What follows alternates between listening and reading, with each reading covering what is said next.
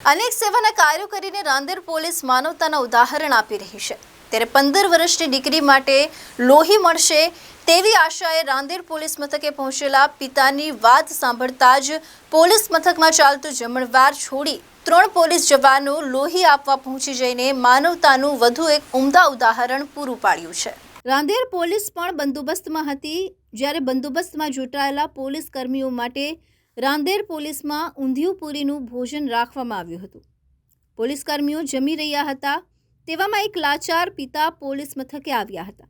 પોલીસે પૂછતા જ આ પિતાએ કહ્યું કે પોતાની 15 વર્ષની દીકરી આંતરડાની બીમારીથી પીડાઈ રહી છે, તેને તાત્કાલિક B+ ફ્રેશ લોહીની જરૂર છે।